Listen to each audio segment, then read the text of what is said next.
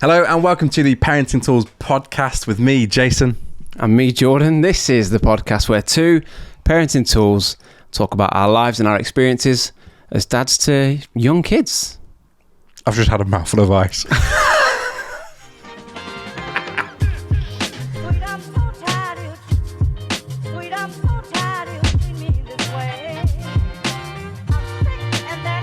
Oh, Jason, I feel like it's a good idea to open with an opening question. It's groundbreaking. It's normally about 20 minutes in before we get to it. Revolutionary idea. And I must apologise.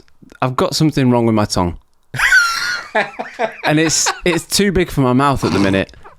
I don't know Just if at the minute? Yeah, I don't know if I've got a virus or whatnot, but... Oh, it makes me feel comfortable sitting this close. Yeah. But yeah, so if it sounds like I'm slurring my words, it's not the icy drinks. If I'm slurring my words, it's just the lack of sleep. Do you know what? I had a lie-in this weekend. Oh, no way. My wife, absolute legend. That's there we go, number one. She took the kids downstairs and let me sleep in till 10 to 9. Wow. I felt refreshed. And I spent all morning singing. And then she got really annoyed because I was so fresh and singing. So, opening question this week comes from Andy on Instagram, and it is: top tips for getting out of the house quicker with a kid. Top tips. So I'm assuming not just like there's a fire. You're not just sprinting out the house. I think we're planning to leave. We're going out for the day. I need an emergency. I need all the tips. If anyone's got any tips. It is hectic, isn't it? When you're trying to plan to go somewhere, but you've got a number of other things to do before you think about preparing to go out. Yeah. It's just life, isn't it? Just adulting. It's not very... I'm going to give my wife another shout out here. Oh, God, she is the best at this. Just bags packed the night before. Oh, that's the dream. Everything ready to go. Even one thing that I've started to do is our daughter has bottles of milk. Pour the milk out the night before. Stick it in the fridge rather than have to pour it out as you try to leave. You just grab the bottle and you go. See, before we had our daughter, I used to have my clothes for the next day sorted before I went to bed. You fold up in a neat little pile every day, even on the weekends. Now, I'm scrounging around for a clean t-shirt. Just grab what's clean. Just give it a little sniff. So yeah, it sounds obvious, but it really is. It's quite a game helpful. changer. Just get stuff ready the night before. Yeah, I tend to pack the car the night before as well.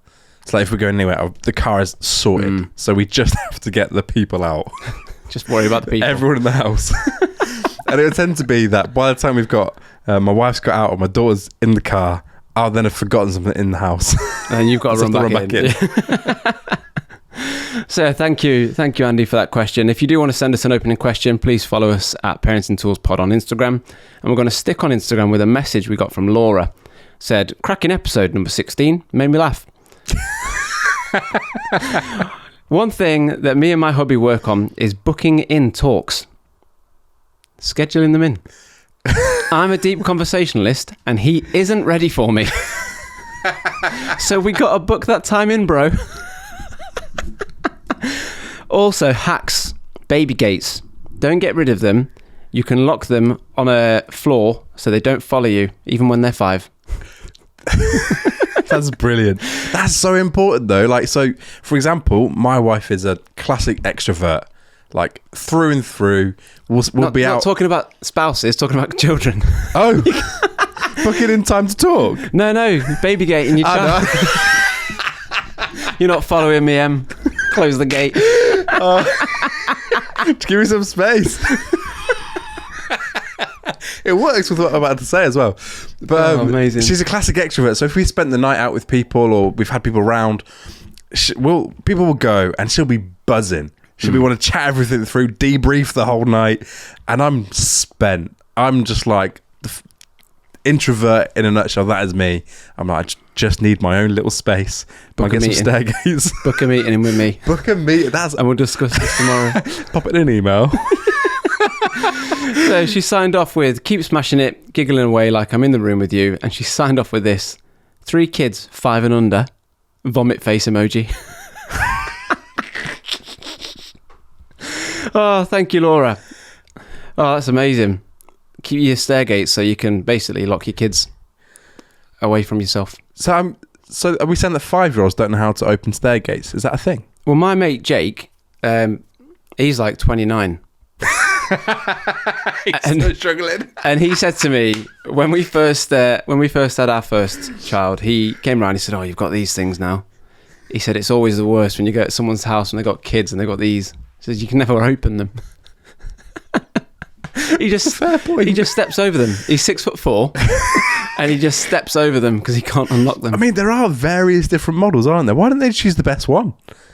Oh, that's true. Everyone's made differently. Why don't they choose the same mechanism? We've got 2, bottom and top of the stairs, and they're different. Same brand, different mechanisms. I noticed that when we stayed over, and it was confusing. You can take that for when Em wants to talk to you. Just have a series of different stair gates on different mechanisms. Well, so we were talking about baby proofing last week, weren't we? Yes. We've got a baby proofing win from way back when. So we found, do you know those like little toys that they're balls, but they're like plasticky, and you bounce them and they like basically go mental and play music and they judder around the floor and all that kind of stuff. You come across those? I'm not entirely sure. You're looking at me like you've not. It sounds possessed. Well, yeah. So my little boy hated it. Absolutely hated it. Makes sense. And we were getting to the point where we needed a stair gate. So we just put that toy on the bottom step, and it worked. I'm talking for weeks. Wow. He didn't go anywhere near the stairs. He'd start going towards the stairs. He'd see the ball, and he'd just turn around. Wow.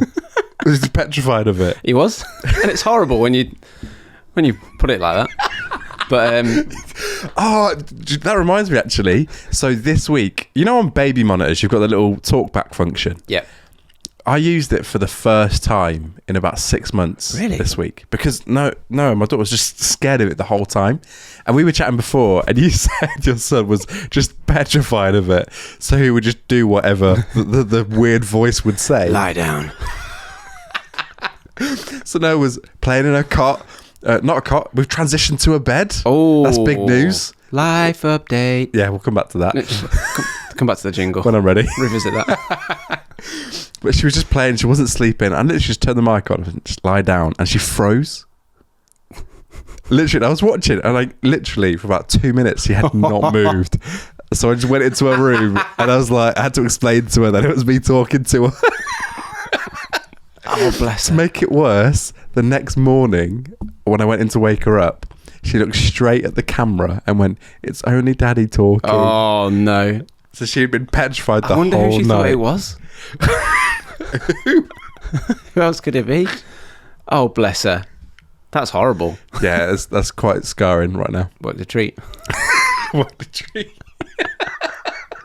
Oh, man. Jordan, this week we have a special guest. We've got a very special guest. Very special guest. So this week on the pod, I'm really excited because I'm a boxing fan. Yeah. I like my boxing. We've got Derrick Osaze. Now, Derrick is a professional boxer. Yeah. He's also a youth minister. Yeah. And wow. he's from Nottingham. I wasn't born in Nottingham. But you feel a strong connection to Nottingham. I grew up in Nottingham. So yeah, a local boxer who's a Christian from Nottingham. I got in touch with him, said, "Do you fancy coming on the podcast?" He said, "Game on." So we've got Derrick on the pod today. Yeah, and he's got a young son, turning 2. Turning 2. We'll already be 2, actually, by the time this comes out. Yep. We did the interview earlier, and it was really good. It was great. I enjoyed it. You're going to enjoy it. But I have to preface the episode. Jordan is a massive fan of boxing. And so they came a segment where they were just talking about boxers and boxing. And all I know is my favourite brand is from Tesco. That's my dad joke for you. Wow. Oh, dear me. Took me a little second. I've been thinking about that for 6 hours. Really? That's so bad, isn't it? Well, I think it was good. So welcome Derrick Osaze to the Parenting Tools podcast. Derrick, thank you for joining us. No, thanks for having me, man. It's a pleasure. It's a pleasure. No, we really do appreciate your time today. Derrick, we just want to start off with the same question we always ask people. Yeah. Who are you and what have you got? Tell us a bit about yourself. Oh wow, big question. Okay, so my name is Derrick Osaze. 28 years old. Actually, 28.5.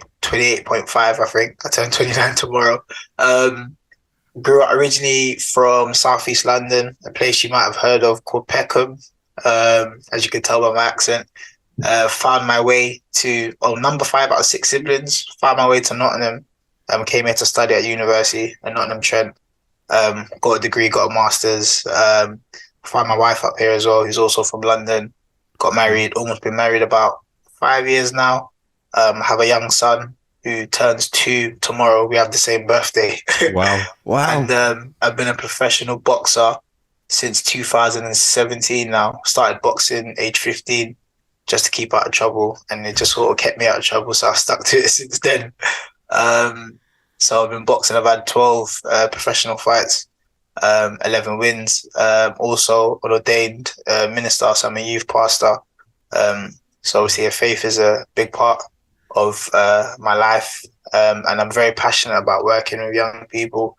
I do a lot of work in schools, do a lot of mentoring, intervention, and I sort of kind of run an organisation that does works with young people. So I think that's me in a nutshell. Other than that, I love crisps, love Haribos. I grew up on the Pie Range, and I probably still watch it now sometimes. Oh, come on. And I watch a lot of sports. I like sports. I think that's me in a nutshell. Yeah. Oh, amazing. There's a lot going on. So it's your birthday and your son's birthday tomorrow. Yeah, we're born on the exact same day. Funny. Oh, amazing. Well, happy birthday for tomorrow. Well, thank you. I appreciate it. Have you got some plans? No, we're just going to have a quiet, chilled one, I might take him to soft play, or I take us to soft play, because I enjoy the soft play probably more than he does. Probably just go get some food and chill out. So I've got a few days off work and training, so I guess it fell in the right week. So yeah. Yeah, Joe, it's my mum's birthday tomorrow as well. Oh God, wow, amazing. It's so funny. My mum's birthday is the 14th as well. October is just a packed month. So yeah, man, happy birthday to your mum. Legends are born in October, so your mum must be a legend. Shout out to Janet, yeah. So Derrick, you just mentioned that you got a few days off training. You fought on Saturday. You had your latest fight on Saturday. Tell us how it went. Yeah, the fight went well. I've got a unanimous point decision after 6 rounds. Very tough guy. Of course, in the boxing world, Mexicans are known to be very, very tough. And fighting one for the first time, I learned firsthand how tough they are. So it was a good 6 rounds. He's very durable. It was just great to get back out there, because I've had pre-2019, pre-COVID, very active. I had about 10 fights in less than 2 years, which is great in terms of a career like boxing, because you build up momentum and you sort of kind of you see vast improvements where you're out competing regularly.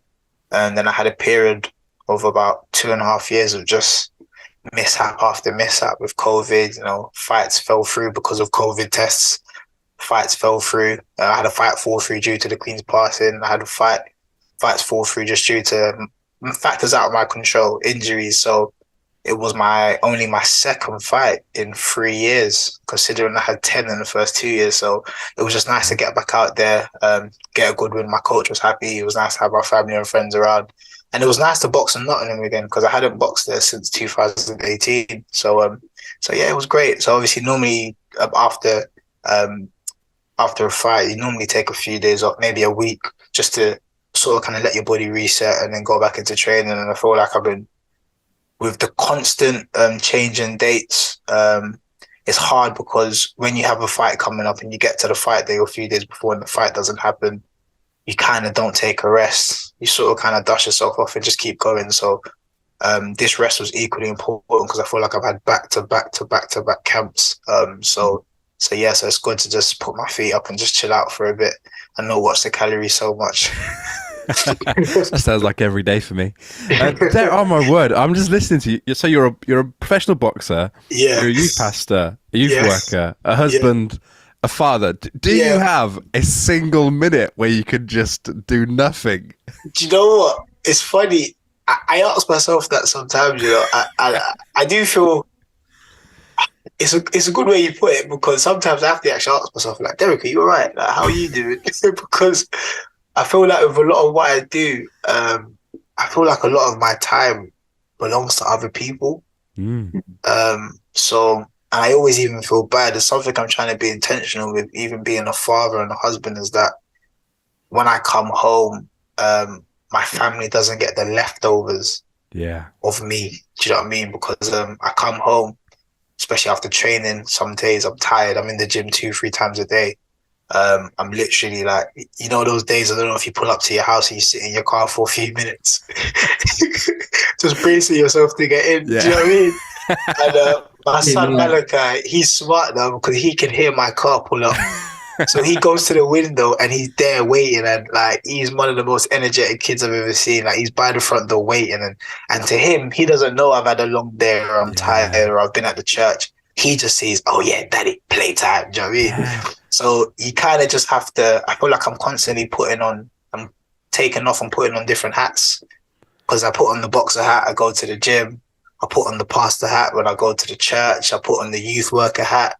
Then I have to put on the dad hat, the husband hat. So do I find time for myself? I try to. I haven't touched my PlayStation in a while, so maybe I need to touch that again. But yeah, I think it's just sort of kind of, you just have to be intentional with your time and ensure that everyone is not getting the scraps of you. Because honestly, sometimes when you're doing so much, when you're doing so much, it's kind of unfair to give less than yourself in those areas. Do you know what I mean? So yeah, it can be difficult at times, but I'm grateful that I have very supportive networks and people who understand in terms of what I'm doing. I have very supportive people in the church who understand in terms of like training, if maybe why I can't be at a meeting or something because I'm tired after training, or that normally there'll be the people that will tell me to, oh, go home, why are you here at this meeting today? You so and so very supportive, and same with my family and stuff. So yeah, it's challenging. I'm still working it out. The chapter's not finished yet, but have I got some sort of manual? No.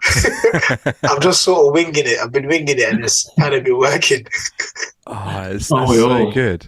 So that's something that me and Jordan talk about quite a bit. It was like trying to make sure that our kids don't, as you put it, don't get the scraps. Yeah. That's and like, especially when you're like, for you've got a lot of stuff where you have to be on it. Like when you're there, you have to be on it. You can't take a back seat or just like disappear into training. Yeah. So like, yeah, and that is, it is like a responsibility that we have to carry of actually, you know what, my family still need the best of me, even though I'm tired. But it is hard, isn't it? It is hard. It's very hard. It's very hard. And like, it more so because, well, like with my wife, you know, she's at a maturity where she can understand that, oh, do you know, maybe if we're not gonna do something tonight or this or that because I'm tired or something, but my son Malachi, he won't be able to understand that, oh, dad's had a long day or stuff. So I need to ensure that he always gets the best side of me or the best version of me. And at times it is hard, especially when they're at that age. Like, you know, Malachi he's a smart kid. Anything on the waist level, any cupboards are just useless in my house now because he just goes through everything. All the child locks that we had and all the cabinets are just useless because he opens all of them. So it's just like sometimes watching him is like a full-time mission, just trying to make sure he doesn't just grab anything, throw something, and he's fearless. He's now started testing out WWE type style stunts as well. And just, so it requires a lot of energy, but like I said, it's still a blessing in itself, man. I'm still grateful to play all those roles, even though it can be challenging at times. Oh no, that's amazing. So that's probably some of like the more like challenging stuff. What do you think is, for you, what's one of the best things about being a dad so far? Wow, best things about being a dad so far. I think, you know what, for me, and I was speaking to a mate of mine who's got older kids, because I always, when I see like I have friends that are parents, I have older kids, I always like to ask questions like, oh, like, does it get easier, or how is it when they're this age and stuff? I can't tell you that I've had many positive responses, to be honest, but like I was telling a mate of mine, I said, oh, like my son, like every time I come home or anytime he sees me, or if I go pick him up at nursery, he's literally just like, dad's here, like, and he's jumping up and down and literally just wants to run into my arms, and like it just kind of makes me feel like, oh, like he likes me. Do you know what I mean? Do you know what I mean? So I think that's one of the best. That's one of the best things. That even if I'm away from home, like I was away in Nigeria a few weeks ago, away from my wife and my child for a few weeks, and like he knows now, like he can jump on FaceTime and see me, be like, hey, yo, like where you? Do you know what I mean? So I guess that's one of the great things about being a father is just like, wow, like there's actually someone who kind of looks up to you, who hangs on to your every being, and yeah, man, I feel it's just a blessing. It's a blessing, man. Oh, that's so good. How old is he turning tomorrow, Derrick? He turns 2 tomorrow. But but you know, I'm sure you don't know with the new generation kids. I think the exchange rate is different, man. 2 is like 4 because these kids, I don't know. I remember what kids were like 10 years ago, but these kids are sharp. Like they start swiping their iPads from how many months, and just I feel like this generation of babies are super babies. Oh, so honestly, the exchange rate is different. That's hilarious. My daughter's 2 and a bit, and honestly, she's too clever. Like she beats me in arguments. Literally, I was trying to tell her off the other day. I was like, "All right, Noah, it's time to go and have a bath," and she was like, "No." And I was trying to get serious, trying to actually put on a big bit like a disciplined voice, and she was just like, "No," and just like, "No, I'm just gonna do this." I'm like, "Oh my word." They love it when they learn how to say no, innit? Like, man, he literally shut up and said no. I'm like, okay, fair enough, cool. So, You mentioned it a bit. Oh, sorry. You mentioned it a little bit in the beginning, but like, how did you get into boxing? What was that like for you? So for me, like, it literally was to keep out of trouble. So growing up, I always loved my sports. PE was one of my favorite subjects. So growing up in the household, obviously my family background are from Nigeria, and so the eldest 2 were born in Nigeria. My parents moved here in the 80s, so the last 4 of us were born in London. So education culturally is a big thing, and obviously where I'm from in my family. So growing up, there was a lot of pressure because the 4 siblings ahead of me, 3 of them, my sisters, they were just like educational wizards.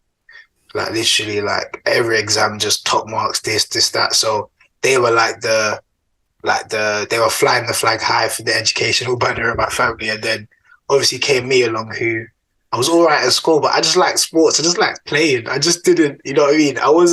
I didn't do bad in school, but because I didn't necessarily enjoy it all the time, I didn't push myself. Do you know what I mean? So how I got into boxing was I was getting into quite a lot of trouble. Because my issue my issue was to do with my temperament and anger management. So I think I was excluded. The ones I can remember, I think about 20 times between year 1 and year 10. Wow. So the only thing that stopped me from not getting kicked out of school completely was that my older brother went to the school some years ago and they knew him, and he was obviously a good kid. So they were like, oh, we know you come from a good family type of thing. So, yeah. So, and obviously growing up in the area I grew up in, Southeast London, it was very easy to get affiliated with certain things or the wrong crowds or the wrong people. And I did find that growing up, a lot of my friends were part of, groups and gangs that they shouldn't have been part of. And I felt that, like, with the way I was getting in trouble in school and my temperament, because having that type of temperament in the area like that mean that you could get involved in a lot of issues that you shouldn't get involved in, because at that age I was quite stubborn. No one could really speak to me. So I just got to a point where football, I always played football. In fact, I was actually a qualified football coach for some years. But my disciplinary record wasn't the greatest. A few cards here and there. And then someone just recommended to me, why don't you try boxing out? It might be good for, to channel your energy and whatnot. I'd always watched boxing on the TV, so I thought, that'd be a fun sport. So I just found the local gym, age 15, rocked up there just to keep out of trouble, really. And I thought, I really like this. And then it became a hobby, became a passion, and then it became a lifestyle, my career. So literally, it was just to keep out of trouble. Wow. And it kept me out of trouble since then. So I've sort of kind of just stuck with it. Oh, that's amazing. You hear that a lot, don't you, about how, especially young lads that are kind of not got the best disciplinary record at school.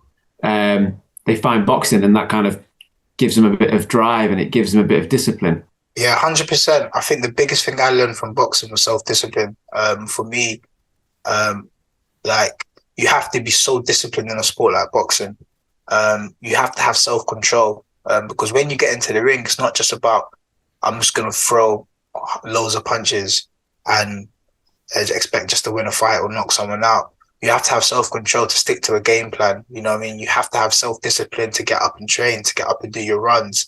to watch what you eat. So I think those were transferable skills that helped me in my education. Do you know what I mean? Because if I was disciplined enough, like when it came to doing those long, tedious hours in the library and banging out dissertations and projects, it was kind of like, although it was tedious, it was a lot much easier than being in the gym or running 4 or 5 miles in the morning. Do you know what I mean? So it was very transferable. And I feel like that's why you hear so many similar stories about a sport like boxing helping to change young people's lives, because I think self-discipline is the biggest thing that it gives. And now working with schools now, I see that a lot of schools and a lot of communities are aware of it, and they're trying to reintroduce boxing into like school PE curriculums and stuff. Because growing up, boxing was never part of the PE curriculum, because there's always been the notion that, you know, if you want to learn how to box, you're going to go out and start fighting people and stuff, where really it's not. Boxing is a sport that really raises, you know, young men and women, mature young men and women who have self-discipline, self-control, who have self-respect as well and respect for others. So it's great to see that people understand the power the sport has to change people's lives. So you're starting to see it a lot more in schools and local communities, that they realize, yeah, someone can learn boxing and not just want to go out and fight everyone, but actually they can learn transferable skills that helps them in other areas of their life, whether they choose to compete or not. Yeah, that's awesome. And taking a step back then, so you mentioned about getting into trouble and all that kind of stuff and getting a few cards on the touchline. How does that all kind of feed into your parenting now and your hopes and your, you know, fears for the future now you've got a son yourself? Yeah, I think, do you know what? I think about it a lot in terms of like being a parent in today's generation. More so because, so it's different for my son. Like he was obviously moved to Nottingham and he's born in Nottingham. It didn't really hit me until his birth certificate came, and I was like, wow, like you're actually from Nottingham, so you have no claim to London other than your parents. But I think for me, it's made me. Would I change anything? No, because I feel like it's made me such a more rounded individual who I've seen a lot and experienced a lot, and I feel like it's put me in a position to be able to offer as much as I can in terms of my experience. And I think for me and my wife, I think there's a good balance, because, you know, there is stuff that she may be very, you know, passionate about in terms of coming to parenting. So my wife, her background was, she was a teacher. She was a math teacher for a few years and she works in education. So I remember when we were looking at nurseries and stuff, I'd go to a nursery. Oh yeah, there's a cool playground. Sweet. Like it looks cool. Like bright colors. She's like reading Ofsted report. She's come with like a copy of the report. She's read this, she's read that. I just see Ofsted, good. Ofsted, outstanding, excellent. And she's still got 100 questions and stuff. And so that's sort of kind of her area. Like there's some, when it comes to her, like with houses, are we in the catchment area for this school? Like I never ever think of that stuff. Do you know what I mean? So that's one element. Whereas like for me, and one thing as well is that like, because growing up, it was sort of it was a battle with my parents at times when they didn't really understand my passion for sports, because they saw it as a distraction to education. Whereas I think that I've gone on to prove that it can be done with both. You know what I mean? I went to uni, I got a degree, I got a master's. I still compete as an amateur boxer and I'm a pro now. So I think whatever my son wants to do and any kids that follow, I think one thing I know now is to encourage them 100% just to be the best that they want to be and enjoy themselves, because I feel like passion is what's kept me going in a lot of the things I do, despite it being hard at times. If you're passionate enough about something, you're prepared to work hard for it and go for it, and you've got a supportive network behind you. I think that's the main thing. So I wouldn't say I have like a manual or a set book of how to be a parent, but just sort of kind of like I wouldn't say winging it, but being a reactive parent. And with every kid, obviously I only have one kid now, but with every kid, I think you're going to be different in a certain extent. Do you know what I mean? But just try to encourage them to be the best that they can be. And of course, like, you know, just let them know that regardless of what they do, they've got an amazing support system behind them that's going to support them forever. Because even that's what I had. Even when I was getting in trouble and stuff, I still knew that I was loved. I still know that regardless, that I had supportive parents with me. Yeah, I got grounded here and then, I got into a lot of trouble, but there was still food for me. Do you know what I mean? I still had clothes on my back. I still had a roof over my head, and I still had parents that I know that wanted the best for me. So I'm still working it out. To be fair, maybe you guys can give me some pointers. We're all in the same boat. We're all working it out as we go along. And then you could have another child. Like I'm on my second, and I've got a girl, and it's very different. Even at this age, she's only 1. Oh yeah, you can see the personality differences already, and the character differences because they're different people, but different challenges with a boy and a girl, even from changing the nappies. Oh man, I'm so scared to have a girl because I think I'll be super soft. I think that like I don't know how my dad done it. I had 4 sisters, and I would just like give them anything, like literally. Yeah, she melts me quite easily. Derrick, one thing I do want to ask you, and we talk about sleep on this podcast a lot. How we're not having a lot of it, and it's killing us. So I'm not a boxer, I'm not an athlete, but I do know that routine, eating, and sleeping is really important. Now, when you had your little boy, how did the sleep affect your training? How do you balance that? How do I balance it? I'm still in the process of creating that manual when it's complete. But for what I know up until now, obviously sleep is definitely a big important part. Not just so much having energy for your training sessions, but it plays a massive part in your weight. So boxing is obviously a weight managed sport. I have to be a certain weight. I'm a middleweight. So when I fight, I have to be anything around 11 stone 6, 11 stone 10, which is about 72, 73 kilos. So a lack of sleep has an adverse effect on your weight. So very adverse effect. In fact, the more sleep you get, the better it aids weight loss and also your muscle recovery as well. So it plays a big factor. And sleep for me, it's been interesting because Malachi was actually born in the middle of a camp, like literally like a few weeks before fight. And it was just a shock to the system. Like the first night where it's like 3 a.m. and you just hear crying, and you're like, oh my gosh, this is what everyone's been telling me about. So I was growing up, I was a notoriously deep sleeper, but now it's like I'm a light sleeper. Like I can, like someone could blink and I'm awake. Do you know what I mean? So it's been interesting. Like my wife, bless her, because she has taken on a lot of the brunt of it, especially when I'm like during camp and whatnot. But there have been days when I've just had to obviously get up and do the nighttime runs, and it's hard for me because I'm not a good sleeper in general. Once I'm awake, I struggle to get back to sleep. So if Malachi wakes up crying at 3 a.m. and I'm there and I put him back down and stuff, and let's say it's about 4, I'm literally just awake till I need to be up till 7. So it can be challenging. There have been days where me and my wife have both woke up, we've heard Malachi crying, and we're both looking like, who's going to budge first? We're looking at each other. But yeah, it's been interesting. Sleep is, now I feel like we're starting to see, obviously he's 2 now, he's got a different bread. And sleep was, it was very interesting with Malachi because from a young age, he learned how to climb out of his cot. Which was quite traumatic because he doesn't really climb out. He just sort of like does like a WWE flip, like over the top rope. And he's never landed on his feet once, but he still has a win. So we kind of like, even when he's sleeping, there were so many nights where you just kind of watching him on the baby monitor waiting for something to happen because like he was just surprised. But yeah, other than that, it's been good. We had some challenging times because even we went through periods where his sleep was good, then he had sleep regression, which obviously you guys might know about. But yeah, generally now, much better.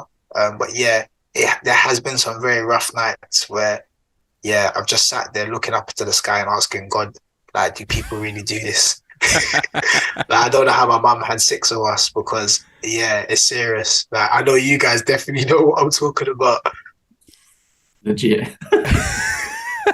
I never knew that lack of sleep had an adverse effect on weight. Yeah, that's what I'm saying. That's my reason. It's not the kebab I had last night. I knew. I saw your eyes lit up when Derrick said that. Like, I've got my excuse. Oh gosh. Wait. So I just need more sleep. That's what I'm going to try tonight. No, yeah, You know more what? sleep I just definitely need to get helps. to bed. But yeah. I think what's interesting though is like if I'm tired because I work at home, I sit at a laptop, I can kind of recoup whilst I'm working. Okay. And I can recover whilst I'm working, you know, because I'm just sat there chilling, really. Yeah, Like, yeah. I'm just working and my mind's in gear, but I'm not moving, I'm not doing anything physical. You're going in the gym, you're sparring, you're fighting, you're getting punched in the head. Yeah. You're getting punched in the ribs. Like if you're tired and you're not quite sharp, that could be like physically damaging to you, right? Yeah. I think, do you know what it is? Like the lifestyle of obviously being a father and being a pro athlete at the same time, it does build your resilience to a level where like now my body can operate off a certain amount of sleep. Also, you have to apply wisdom and just be smart about your nutrition as well, because that plays a big factor where maybe you might be lacking sleep. Ensuring that, you know, whatever you're not getting in your food, making sure that you're supplementing that with, you know, additional vitamins, amino acids, etc. But also listening to your body as well. I'm very lucky that, you know, I have two trainers that are both fathers themselves. One of them is a grandfather as well. So they very much understand the challenges of being, you know, they were both boxers and being fathers. So they would be able to see where me on some of my other stable mates who are also fathers and boxers as well can see how actually, do you know what, you look like you haven't slept tonight. Let's ease off this morning. Let's do this. Or, do you know what I'm saying? So I guess it's an individual sport, but it's really a team effort. There's people behind the scene who sort of kind of play upon your career. So yeah, it can be challenging at times, but you know, touch wood, I'm blessed in the sense of where like there haven't been, you know, days when I'm just like, oh my gosh, another night. This is all, do you know what I mean? So I guess it's part and parcel. You know, I feel like I've given myself about 10 years of baby mode. So baby mode is in those 10 years, get as many of them out as we can. Do you know what I mean? And then once I retire the baby monitor for life, I retire it. It goes into this box and doesn't come out again because I'm not waking up at 3 or 4 a.m. All right. So I feel like I've got another about 8 or 9 years of baby mode. So we'll see what happens. Wow, fair play. I know Jordan is a massive boxing fan, so I'm sure he's got loads of boxing questions. But before we get to that, what I want to know, what does a professional middleweight boxer eat on a day-to-day basis? Oxygen. No, do you know what? It's funny because like, I love my food. So when I really started getting serious with boxing, I just realized that I had to, you know, break up with a lot of my favorite foods. You know, like growing up, like I said, crisps. I thought I'd grow out of it, but it got worse when I got older because I could just afford more crisps on my own. Yeah. Do you know what I mean? So for me, in a normal day to day, low carbs, high protein. So I eat a lot of chicken, a lot of white meat, odd vegetables here and there, a lot of fruit and veg. So yeah, like my diet is very boring because I'm very regimented and routine. I could eat the same thing 3 or 4 times a day, 7 days a week, 10 or 11 weeks straight in camp. You know what I mean? But yeah, generally low carbs, high protein, quite boring stuff, lots and lots of water. But when I'm not in camp, I love about everything. I'm a notorious snacker. That's my issue. Sweets, nuts, crisps, popcorn. And it feels like I'm not eating. I feel like it's an exercise for my jaw just to keep moving. Love chicken. Language. Like, yeah, chicken. Chicken is just like the universal language. You know what I mean? Like, you know, you talk about love languages a lot. I think food is my love language.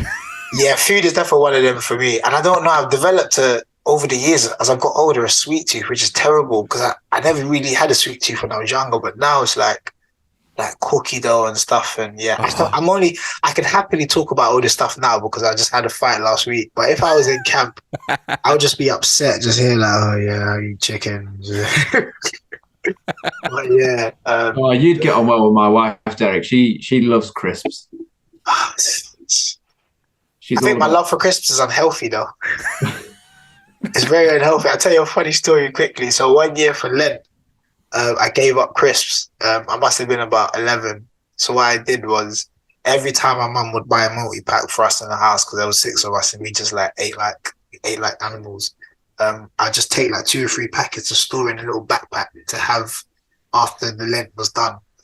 And so after the 40 days, I had 42 packs of crisps stored up from Lent in my bag on Easter Sunday. Those 42 packs of crisps were gone by Easter Monday. Now you'd think I'd grow out of that. When I got to uni, it got even worse. I used to buy big multi boxes and keep them in a storage far from my room. So I thought that if I'd take long to walk there, it'd deter me from going to get the crisps. And no, it was just, it got bad. So I really have to be disciplined with crisps. And I love what you said about breaking up with snacks. Yeah, breaking up. There's some things I just don't enjoy. I don't get to enjoy as much anymore because I can't. I'm a big bread person. Anything that's bread is just lovely. It's just I like the image of you sitting down with like a tube of Pringles and looking at that man's mustache and saying, "It's not you, it's me." Pringles are the worst because once you put them, you can't stop. It's funny. I feel like I actually did some research and Pringles. There's actually something in it called MSG, which you find in a lot of Chinese food, which actually makes it addictive. No way. So that makes you constantly, once you put it down and you just feel the taste in your mouth, you constantly want to eat more. But you're going to make me go buy some Pringles now. They're expensive now, man. Cost of living's gone up. Oh, man, that's amazing. That's really funny. I feel like me and Jason should come to your gym one day and just let you put us through it for a session. No, definitely, man. You're most welcome.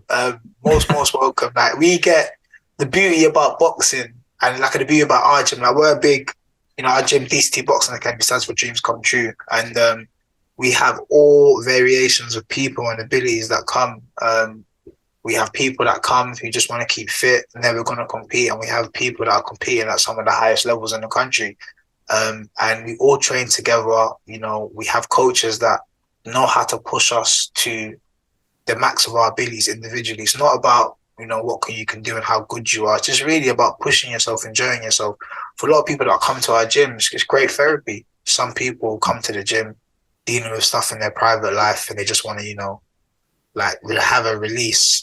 We have people who come to our gym that just want to be part of the social hub, So I really do mean it. I know that some boxing gyms can seem quite daunting and stuff, but there are some gyms out there that are just great to go there and just burn some calories and have some fun, man. So 100%.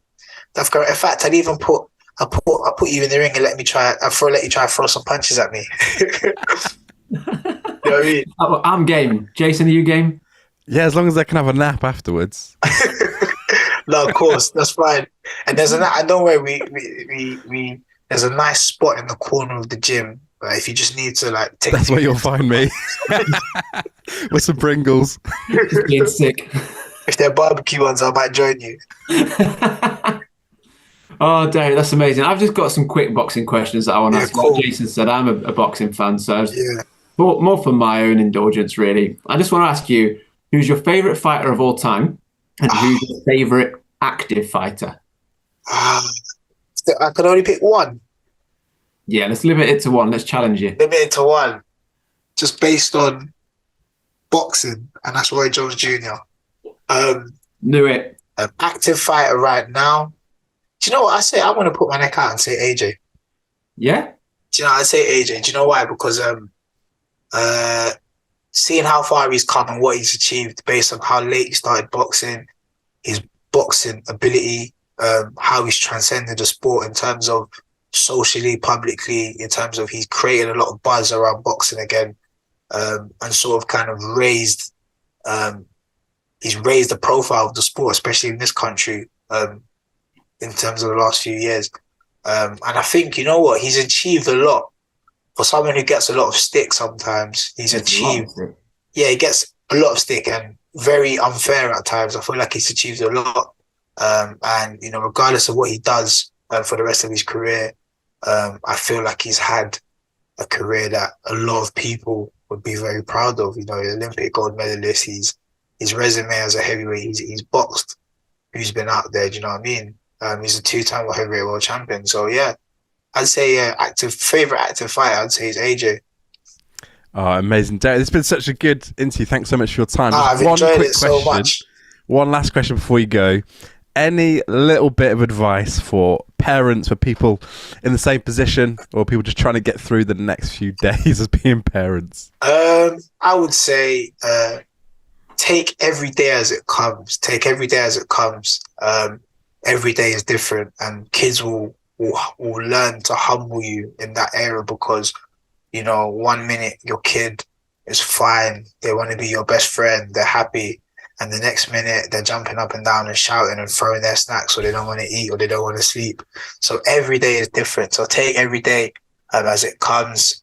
And one thing I've learned as well is, I try not to take myself too seriously. I try to have a laid back, calm approach to life, which I think as a parent as well, like at the end of the day, you're only going to do the best that you can do by your child. But as long as you know that you're doing your best and you love them, then what more can you do, really? Do you know what I mean? So don't take yourself so seriously as a parent. Number 2. And number 3, make sure that all your valuables are not in any cupboards that are reachable. Make sure anything that is breakable is not within reach of your young person. But yeah, man, just try to enjoy it, man. Make the most of it. Like, being a parent is hard, it's difficult, but at the same time, it's so rewarding, it's so fun. Try to look at the brighter side of things, and also sometimes I have to remind myself that, well, like, my mum probably had to endure a lot of the things that I'm enjoying as a parent now to raise me. So it's only right that I exercise the same level of patience and apply the same amount of care that our parents really put into us. And so yeah, man, just be the best you could be and enjoy being a parent, because I'm told they get old and they go to uni and they don't call you so often. So try to enjoy it. That's amazing. Derrick, thank you so much for joining us. Just before you go, how can people follow you and follow your career moving forward? So I'm literally Derrick Osaze and everything. Obviously, growing up in Southeast London, Peckham, Only Fools and Horses. Delboy just kind of stuck since my school teacher used to call me Delboy. So I'm Derrick Osaze, Facebook, Instagram, Twitter, on YouTube. So yeah, it's not hard to find me. Yeah, man, follow, like, support, and just support the journey, man. And yeah, like, really, really appreciate the opportunity to be on the podcast today, man. I really enjoyed this. I felt like we could have sit here speaking for hours, really. But yeah, I've had to listen to most of the episodes, and I really love what you guys are doing, man. So yeah, keep it up. Thank you. Amazing. Thank you for joining us, Derrick. John, what an amazing interview. I really enjoyed that. I really enjoyed it. Enjoyed it so much. I could tell. If you're listening to this and you don't know who Roy Jones Jr. is, get on YouTube. Ronaldinho. He's a boxer. He's the Ronaldinho of boxing. That's how I can best describe him. What if they don't know who Ronaldinho is? He's the Bruno Mars of boxing. Absolute showman. Okay, that's quality. That's a good explanation. Well, Derrick said something there that I want to pick up on. Oh, go on. I asked him a question about, does your kind of background and getting in trouble shape how you parent? Yeah. And I was never really a bad lad in school, but I got myself in trouble just through talking too much. So I can say to my kids growing up, look, when it's time to stop talking, stop talking. Do you know what I mean? So I can deter them from the bad, because I've experienced that. Yeah. The bad. Very limited bad. But I was expecting Derrick to kind of go down that route. But what he said instead was, just let them follow their passions and let them follow what they're excited about, what they love to do. So it wasn't a kind of deterring from the bad, but an encouraging towards the good. And that was something that stuck with me, really. And I thought it was a really nice top tool. Yeah. Top tool. Went for it. I left you hanging this time. One of the things that I loved, and we talk about it all the time, it was when you mentioned not giving the scraps to your kids. That, for me, that was like, and to hear somebody who is, a professional athlete, like operating at a high standard, just to be still struggling with that as well. It's like, oh, okay, great. Like, we're all in the same boat, but we all recognise the importance of like actually bringing your best to your kids. Absolutely loved it. Yeah, I felt quite inspired to even just eat a little healthier. So did I. Go for a run. And then we finished recording. I went to get some lunch and all we had was a pizza. So tomorrow. Start tomorrow. Start tomorrow. Work for today. Amazing. If you've got any questions, comments, we each want to have a little chat, send us a message at Parenting Tools Pod on TikTok or Instagram. Or you can send us an email at parentingtoolspod@gmail.com. So thank you for listening. This has been the Parenting Tools Podcast, and we will see you next week.